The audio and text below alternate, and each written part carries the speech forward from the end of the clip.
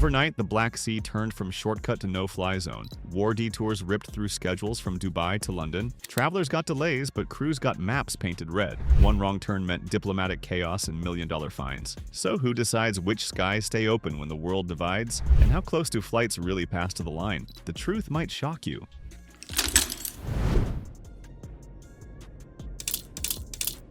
The hour the sky closed, how conflict turns flight paths into forbidden corridors. The world learns about war from headlines, but pilots see it from radar screens. One night, the blue routes that link continents start blinking red. Air corridors, once open highways of light, close in seconds. Somewhere on the ground, regulators, insurers, and governments exchange one message: no further clearance. Every major conflict begins with silence in the air. When Russia entered Crimea in 2014, more than 1,600 daily flights crossed Eastern Europe. Within 48 hours, over half of them rerouted. The next day, Malaysia Airlines Flight 17 fell from the sky over Donetsk, and aviation's entire sense of safety changed forever. That tragedy killed 298 people and redefined global routing. No pilot forgets that moment. After MH17, agencies like EASA and ICAO built new frameworks for conflict zone bulletins. Each update, coded in gray bureaucratic text, marks a real patch of sky now forbidden. One paragraph can reroute millions of passengers, change jet fuel prices, and add hours to intercontinental flights. But the real engine behind those closures hides elsewhere: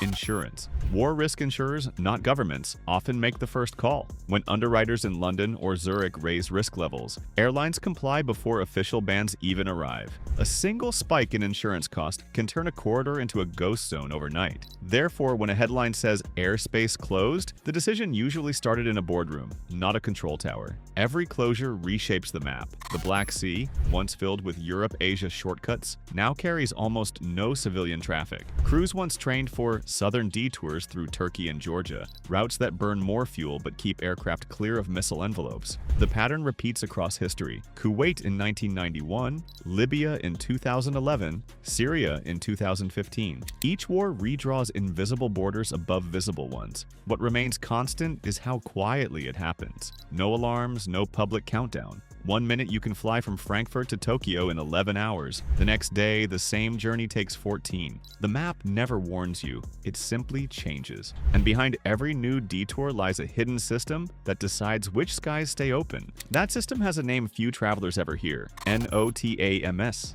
The secret codes that seal the skies, how NOTAMs and no-fly zones rewrite the map in minutes. Every pilot starts a flight the same way, by reading a wall of text called a NOTAM, short for Notice to Air Missions. It looks dull, like code from the 1980s. But inside those strings of numbers and coordinates, history moves in real time. A single line can erase a country from the sky. When war looms, NOTAMs arrive first. On February 24, 2022, before sunrise, Ukraine's skies filled with new alerts. Airspace closed to civil traffic. That single document grounded 400 daily flights instantly. Airlines across Europe scrambled to reroute jets already airborne. Crews from KLM and Turkish Airlines turned back mid-route. Within hours, Russia issued its own closures. The world's most direct corridors, Europe to Asia over the Arctic and Black Sea, snapped shut like trapdoors. Every NOTAM hides a chain of decision-makers. Some come from governments, some from military agencies, others from insurers who refuse to cover flights over hostile ground. When the Federal Aviation Administration bans U.S. aircraft from a region, every American pilot obeys, even if other nations keep flying there.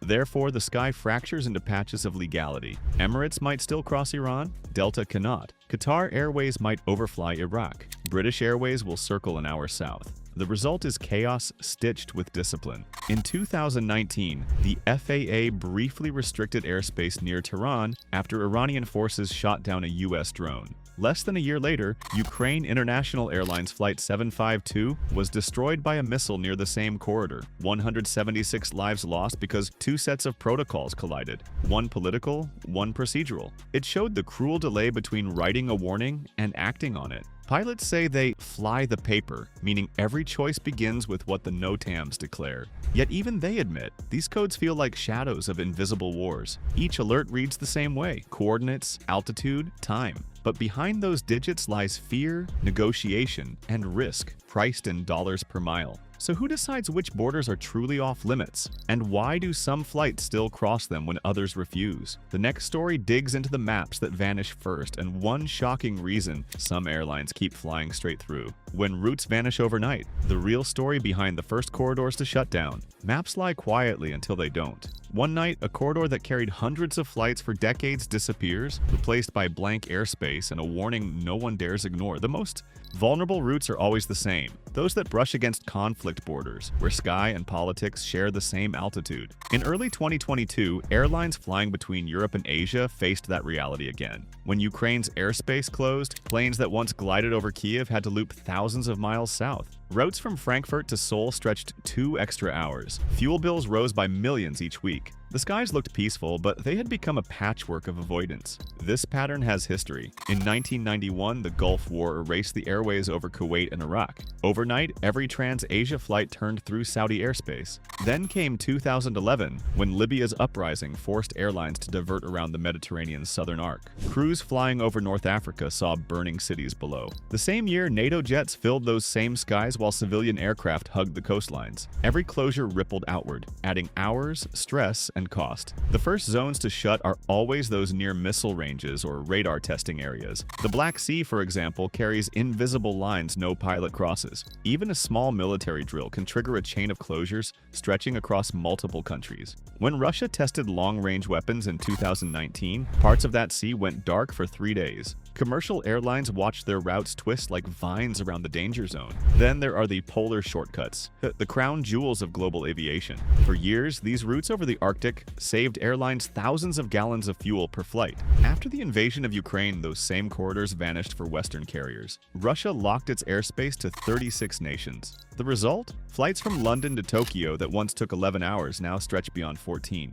Each shutdown has winners and losers. Some airlines gain advantage, others burn money in detours. So who dares keep flying near those borders when everyone else turns away? And what do they risk for profit? The next story answers that, with a case that still divides pilots around the world. The detour dilemma: how airlines reroute through danger. And passengers lose hours in the air. Every detour begins with a single alert, an automated message that flashes across the dispatch room. The route is closed. Within minutes, flight planners pull up satellite maps, tracing new lines through safe air. Each change means more fuel, longer hours, and tighter crew schedules. From the ground, it looks like routine logistics. In the cockpit, it feels like chess played at 600 miles an hour. After Ukraine's closure in 2022, flights that once stretched in graceful arcs from Europe to Asia had to rethread through the Middle East or Central Asia. The shift looked simple on paper, but it upended global timing. Finnair, famous for its Helsinki to Tokyo polar shortcut, lost half its long-haul efficiency overnight. A route that once took 9 hours and 50 minutes now dragged past 13 hours. The airline's stock dropped over 20% within weeks. Then came fuel math, the quiet panic behind every reroute. Each extra hour burns roughly 5,000 kilograms of jet fuel, worth about $4,000. Multiply that by hundreds of flights each week and the cost rockets into millions. Therefore, some carriers chose what pilots privately call edge flying, routes that skim conflict zones but stay technically legal. Turkish Airlines, Emirates, and Qatar Airways often operate closer to those invisible lines than their Western rivals. Their pilots train with higher regional experience. Their insurers accept higher thresholds. The payoff is shorter routes and lower costs, but the margin for error narrows. Passengers rarely realize how close they travel to history. A line that looks harmless on a map may pass within 80 miles of active artillery fire. In 2015, several airlines rerouted over the Caspian Sea to avoid Syria, only for Iran to conduct missile tests beneath their paths days later. The system reacts fast, but never fast enough for comfort. Every diversion delays another connection, another life waiting on the ground. The sky feels endless, but its safe paths shrink with every conflict. So when passengers face cancellations or reroutes, what can they actually do? The next story uncovers a playbook airlines never advertise, an exact script travelers can use to escape chaos when entire skies close overnight. Grounded by geography, how to rebook, reroute, and reach safety when war cuts your path. When war closes a corridor, every traveler becomes part of a global puzzle. Flights vanish from screens, connections break, and call centers overflow. The people who act fast usually win, but few know the script that helps them do it. In early 2022, when Russian airspace locked down, thousands of passengers across Europe learned that their routes to Asia no longer existed. One traveler in Helsinki recalled waiting 5 hours before realizing his flight to Tokyo now required a stop in Dubai and 12 more hours in the air. Every major airline offered rebooking, but the fastest path went to those who called with precision. They used the phrase, "My route crosses a closed air corridor. Please rebook via Istanbul or Doha, same cabin, earliest arrival." It worked because it gave agents structure, not panic.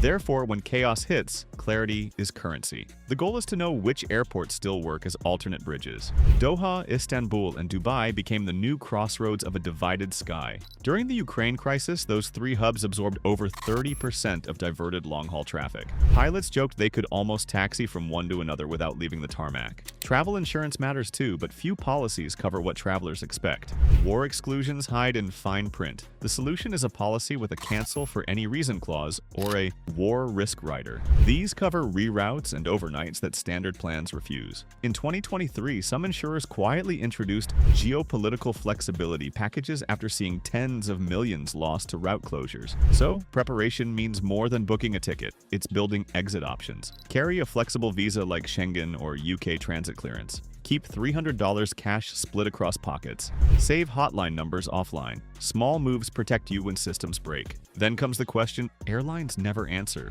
Who pays when geopolitics extends your trip by days, not hours? The next story dives into the quiet war between travelers and insurers, where contracts, risk zones, and rescue flights decide who truly makes it home.